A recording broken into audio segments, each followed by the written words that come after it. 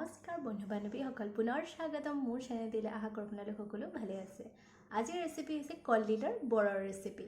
কলডিল সকলোৰে ঘৰত উপলব্ধ থাকে। আমাৰ সকলোৰে বাৰীত কলডিল পোৱাই যায়। তেন্তে বেছি দেৰি নকৰি বলক আৰম্ভ কৰা আজিৰ ৰেচিপি। ইয়াতে ভোক মনোহৰ কলৰ ডিল এটা লৈছোঁ মই, আৰু লৈ টান বাকলিৰ যোনটো কোমল অংশ থাকে সেইটো অঁতৰাই তাৰে ভিতৰৰ যোনটো কাঠি সেইটো অঁতৰাই দিছোঁ, নহ'লে বহুত কেটকেটীয়া লাগে যেতিয়া আমি বৰটো খাম। এনেধৰণে মিহিকৈ কাটি ল'লোঁ সকলোখিনি অঁতৰাই আৰু সিজাই লৈছিলোঁ। ইয়াৰ পাছত লৈছোঁ আধা বাতি মচুৰ দালি, আৰু গোটেইখিনি আমি মিক্সিত মাৰি ল'ম। কলডিলখিনি আৰু মচুৰ দালিখিনি দি মিক্সিত মাৰি ল'ম, আৰু অলপ নিমখ দি দিছোঁ। আৰু এইখিনি ভালদৰে মিক্সিত মাৰি হৈ গৈছে। এতিয়া এইখিনি বাতি এটাত উলিয়াই পেলাই মিহিকৈ কাটি লোৱা জলকীয়া দিছোঁ, মিহিকৈ কাটি লোৱা পিঁয়াজ দিছোঁ, আৰু গোটেইখিনি ভালদৰে মিক্স কৰি ল'ম আকৌ এবাৰ।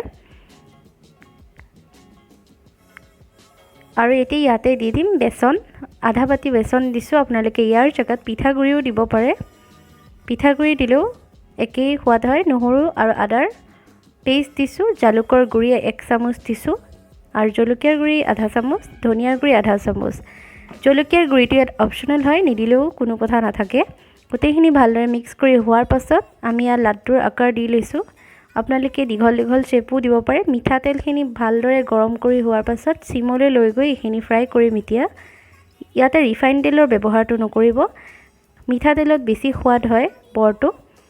আৰু ভালদৰে এইখিনি দুই পিঠি ৰঙচুৱা হোৱাকৈ ভাজি ল'ম। আৰু যেতিয়া আমাৰ ক্ৰিস্পিনেছ এটা আহিব বৰটোত, তেতিয়া আমাৰ বৰখিনি হৈ যাব। কলডিলৰ বৰত কলডিল জানি কিমান আইৰণ থাকে, সেয়েহে আমি এনেধৰণে খাব লাগে কেতিয়াবা, নহয়নে? আৰু মই এনেকুৱা এখন শুকান প্লেট লৈ পেলাই তাতে এইখিনি থৈছোঁ।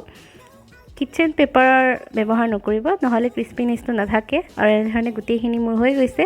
এবাৰ ঘৰত ট্ৰাই কৰি চাবচোন। সকলোৱে বাৰু কলডিলৰ বৰ বনাব জানে, কিন্তু এনেকৈও এবাৰ বনাই চাবচোন, খাই বৰ ভাল লাগে। বন্ধু বান্ধৱীসকল, আজি কলডিলৰ বৰৰ ৰেচিপিটো কেনেকুৱা পালে কমেণ্টত জনাব নাপাহৰিব।